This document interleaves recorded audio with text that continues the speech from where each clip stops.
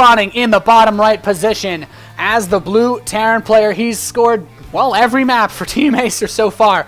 Can he win this final game? It is MMA.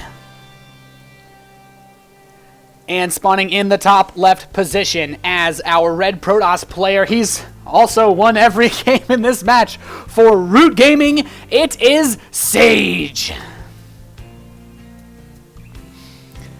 So guys, we've had quite an exciting series of games so far here between these players. MMA already going to do something a little bit crazy with the double SCV send out. Looks like he's going to go for a proxy barracks play to try to win this straight up. He's had some difficulty versus Sage in the late game segment, so will he be able to take this back? Currently in this match, you could say MMA and Sage are 1-1. We had MMA win with a lot of interesting mind play in the last couple of, in the first game, but now the barracks is coming up here. I'd almost laugh if he just like brought probes, brought down the rock tower over the barracks before it could reach 500 hit points. But, yeah, and then, of course, we saw in the game on Belshir Vestige, just, MMA didn't really have any Vikings to deal with the pressure. Now, we do have the gas being taken, so this could be Proxy Reaper, or it could be the classic Wings of Liberty Proxy Marauder build that we've also seen. So this should be interesting, interesting to see how Sage deals with this. He may not be expecting this at all, but he's going to go for a really fast second gas. This could actually hurt him a lot if he delays his Zealot to go for a fast cybernetics core. So we're going to have to see where he wants to go with this. Of course, a Zealot wouldn't be too useful against a Reaper if he does opt to go that route. So we'll have to see where exactly Sage wants to take this. Now, barracks is complete. Reaper is on the way, and the SCV will be heading into the main base to scout. It is going to be a Reaper. Now, of course, Reapers in Heart of the Swarm. This is like one of the first Reapers we've seen for some reason in this whole match, so pretty crazy. They move quite a bit faster than they used to. They actually outrun Stalkers now, and Zerglings on creep, of course, without speed. And they also regenerate health over time if they don't take damage, much like the way that Protoss units do, such as probes. So he comes in, sees the gas. There is a Zealot being produced. He's getting the cybernetics core out, and he's going to need to go straight for a Stalker to be able to deal with this Reaper, but is now here. It's heading over towards the main base. The probe, does he see it? No. SCV heading over. The Reaper's going to try to kill this probe first. He's going to pop this right off, and, well, now the Mothership Core is going to be produced and the Stalker at the same time. This gives a good aggressive opening for Sage. MMA behind this is going to get up another barracks at home, just trying to pick off probes. And right now, Sage is trying to place his pylons in such a fashion that he can actually lock the Reaper behind the mineral line, but he jukes it. Man, pulling epic plays there. Like Danian Tomlinson here in the mineral line, wearing that blue. But Mothership Core is out, shoves it away. The Stalker is out as well. So MMA's aggression pretty much over. He's going to float his barracks home and get a factory. He's also going to get a bunker. He's going to proxy a factory, of course. MMA, so far in this tournament, I don't think he's... Well, I guess against the Zerg players, he sort of built his factory in his main base. But, yeah, he does not believe in... He does not believe in building factories at home versus Protoss players. These Reapers still scouting around looking for expansions. Now, here's the thing. If Sage moves out with this, the Mothership Core and the Stalker and the Zealot, then MMA can just run right back in. He can juke right back inside the main base, and that's what he's going to do. He's going to send the Reapers straight over there. He's going to be like, okay, well, you've got a Stalker, but with the health regeneration and the speed, I can run around and give you a really big headache and pick off probes left and right. So now the barracks does get spotted. Sage is like, well, that's awkward. But now the Reapers are coming in. He's picked off another probe. He might be able to grab another one. He's trying to micro against the Stalker. Loses one of the Reapers. He wants to at least keep one for map vision and presence, but there is a bunker with 3 Marines in it, and MMA is going to expand inside of his base, playing this game about as safely as possible. This Stalker will not be able to kill the barracks, and the Reaper can just run around. He can scout. He can detect army positioning, and then, well, does he actually know about this expansion yet, though? He does not. You saw the probe head down the ramp, but Mothership Core throwing down the Time Warp, trying to slow these Marines, and it looks like MMA might barely be able to catch it, but no, he wants to run back towards the bunker. He's more scared of the Zealot Stalker coming up and pushing the front lines than he is anything else, so... now MMA going to add on an additional barracks, so he's going to move up to 3 racks. So very, very standard layouts in terms of base architecture. And here we have the Widow Mines coming. He actually has the first one, gets a Stalker with it at that natural expansion. At this point, he's basically saying, man, I have to go robo every game against MMA because this guy does not relent with his Widow Mines. And that's a good score. He's actually going to put one in the center to try to catch this Zealot maybe. And oh no, he's going to be walking into his own death. Zealot goes bye-bye. And, well, Stalker and Mothership Core are headed home. MMA, in the meantime, he needs to start that stim pack upgrade. He's a little bit short on the gas for it. It should be going now. But he's going to have a pretty late stim comparatively to the other games where he went for the proxy factory play, largely because his barracks was also proxied. So factory's going to fly home now. He has 3 mines on the field. He's trying to be as tenacious with them as possible, avoiding where the observer would check. He's going to check the mineral line next. Oh, does he see it? Yes, he does see this this Widow Mine, so he will be able to take that one out. Stim pack is now on the way. He's got a medevac, though, with 7 Marines in it, so he can go for a bit of aggression with this, of course, trying to just basically pull him apart as much as he can. Observer's going to go towards the center, and he's going to see this Widow Mine, but MMA would need to scan to kill this, and now the Observer's just like, okay, well, I see it. Let's just kill this. All right, and it's gone. Now the drop is headed towards the main base. There's nothing here to defend, just a lone Stalker versus 7 Marines with that speed boost medevac. He's going to dive in now, dropping right by that Stalker, trying to deal as much damage as possible. Now, there's no tech buildings on the way for Sage yet, so he's looking like he's just got a beefy gateway composition.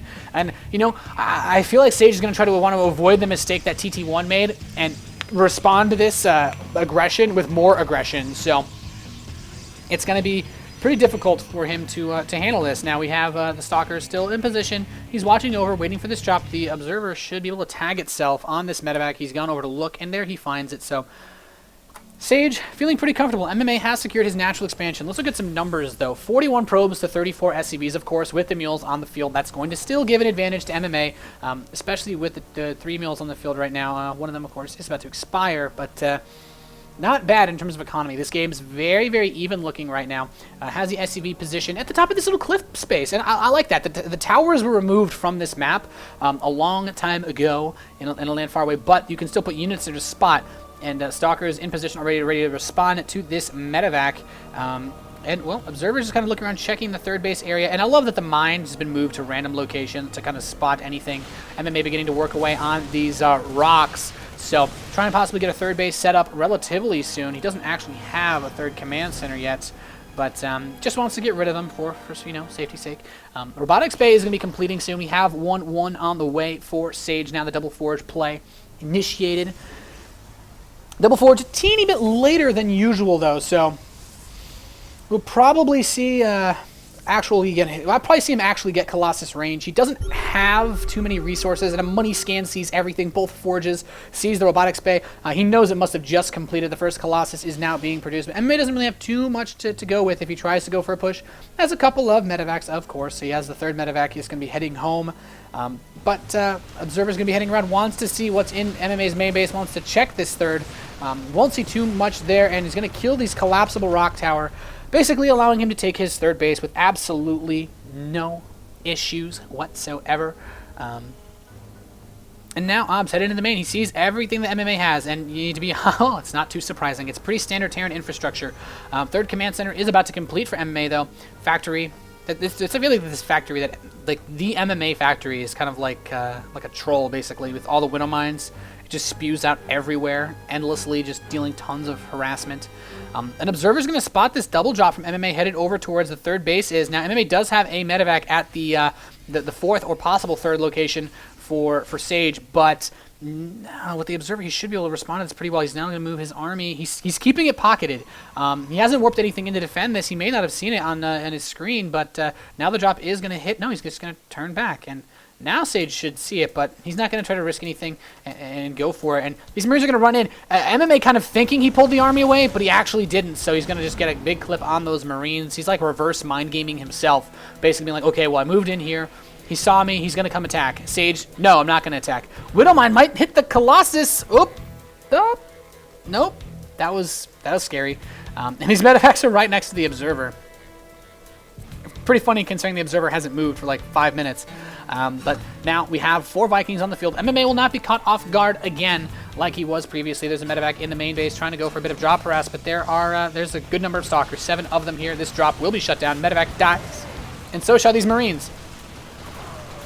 So, good defense from Sage.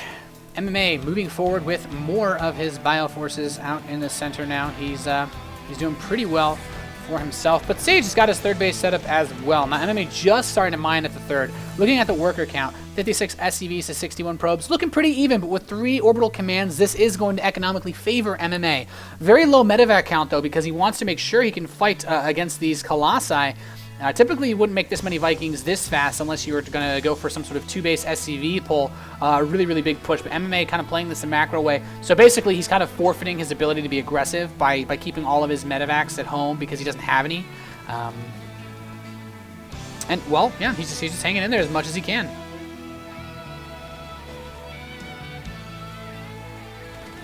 Marine ready to spot units in the center of the field now. MMA is just now getting his armor. He has 1-1, but 2-2 is going to be complete pretty soon for Sage. So things could get a bit dicey at that point. MMA looking at the infrastructure, adding on additional barracks as well. But now that he's got a good Viking count, the Templar Archives is on the way. So Sage is getting ready to switch into that Archon Storm support unit edition extravaganza that we did see before. So this should be good.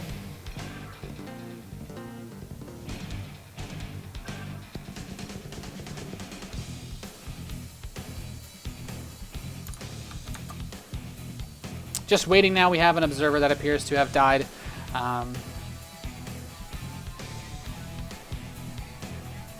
Yeah, I guess his internet must have cut out or something. So, all right. Nope. Is he back? Nope. That's a little unfortunate for the players. Okay, he is out. So, MMA scans, kills that observer. So, good catch there. And now he's got a good Viking game. He's got 10 Vikings. 8 Vikings are all you need to two-shot a Colossus. So, unless he's going to go for something like 20 Vikings so that he can start one-shotting them, and he doesn't really need to against 3 Colossi, but he's got a pretty good setup. He's going to go back into medevac production. He's going to get the ship weapons, yeah, that's about it right now. So MMA just kind of macroing up. He doesn't want to do anything ridiculously overextensive like he did in the last game versus Sage on Belshir Vestige. He pushed in, didn't have enough to win the fight. He had a supply advantage, but a tech disadvantage, and pretty much got flattened because of that. Now, his Ghost Academy is only just about to finish, and we do have that Templar Archives already done. No Storm researched yet, though. Do we have any Templar on the field? No. No Archons. First Templar now just being warped in. So he does have 4 of them now, freshly made. Double medevac headed over towards the northeast side, though. There is a proxy pylon position to try to go maybe harass the natural or a possible third base from MMA, but he will spot this pylon. We'll be able to take this down relatively easily. Nothing going to get in his way, so he's feeling pretty good. And he's going to go shut down the other pylon with where the Zealots were headed. But at this time, Sage is going to move a lot of his Stalkers over to try to take care of this. He's leaving all of the Archons and Zealots behind with the Colossi. But MMA shouldn't get caught too off guard by this. He should be able to just load up and get out now. I think Sage is expecting MMA to just load up and try to head back over with the drop, but no, the Stalkers are going to chase. MMA's at the tower. He sees the Stalkers. He knows, okay, well, I'm just going to leave. I'm not going to commit to this. And MMA now is maxed out. Sage will be maxed out very, very shortly. MMA does have like 1 supply depot left of food to go, and he's not building a supply depot, so he's kind of like limiting his own supply in a weird way, very, very slightly. But he has a much better army composition than he did in the previous match. Storm, I don't even think was ever researched, so it's just pure Archons mixed in. Archon, Stalkers, Zealot, Colossi. And now the Vikings moving in. Gonna get a couple of hits off. Ooh, 2 Colossi really, really injured. 1 down. Second Colossi down. Marines, Marauders, Starter stepping back and forth. Stimming. EMPs on the Archons. They are dead at the frontline ones. And the Vikings take out all of the Colossi. But MMA just doesn't have enough to deal with all of these units. He's 2-2 versus 1-1.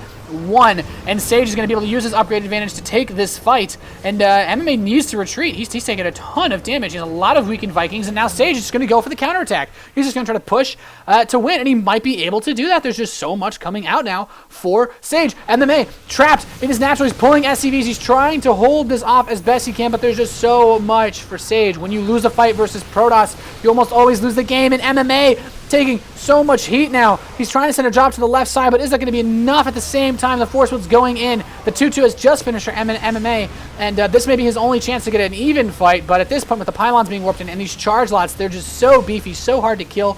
Archons being produced now. MMA's drops thwarted pretty easily by Sage. He's moving over. Widowmine might get a free shot off, but I mean, Widowmine will kill that Stalker, but MMA trying to hold off everything. He's lost all of his SCVs, though. The Vikings dying, losing all of his bioforces, and this may be it for Acer Terran below 100 supply, throwing everything he's got at Sage, but there's just not enough, it seems. Sage at 136 supply, holding strong. SCVs from the third base being pulled. He's doing everything in his power to try to bring this back, but as the ace match, he knows if he loses, it's all over for Team Acer. This is his only chance, and oh man, Sage dropping MMA below 60 supply. GG! Sage pretty much all killing Acer for the most part, getting all of the map wins. Really fantastic play from our Acer, from our Root Protoss player. Just Sage just being so difficult to defeat. Really great play. MMA did his best, but at the end, he just took too much damage. The upgrade disadvantage just hurt him far too much. He tried to get in position, and the way that he was moving his army, he would have been ready to move with like a 2-2 timing. He would have been perfectly fine to move in for 2-2 and attack, but he got caught in the center before his 2-2 finished, which is what resulted in him basically getting completely steamrolled that fight. So that's all, guys. I want to thank you all for tuning in very much. I am Nathanias.